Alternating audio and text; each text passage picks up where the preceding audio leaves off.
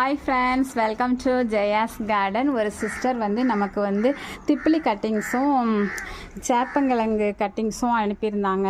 அதில் வரும்போது நமக்கு வெறும் இலைகளே இல்லாமல் வெறும் குச்சி மட்டும் இருந்தனால அது என்னன்னெலாம் எனக்கு தெரியலை.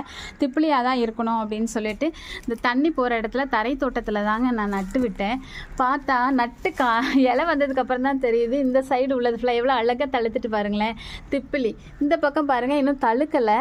ஆனால் இலைகள் பார்த்தா திப்பிலி இதுவாக இருக்கும் போல், அந்த கிழங்கு போல் அழகாக வந்திருக்குது. எனக்கு திப்பிலி ரொம்ப வேகமாகவே க்ரோ ஆகியிருக்காங்க. கிழங்கு இன்னும் க்ரோ ஆகலை, ஆனால் பசுமையாக இருக்காங்கங்க. எனக்கு ரொம்ப ஹாப்பியாக இருக்குங்க. எப்படி எக்ஸ்பிளைன் பண்ணுறதுனே தெரில என்னோடய ஹாப்பியை.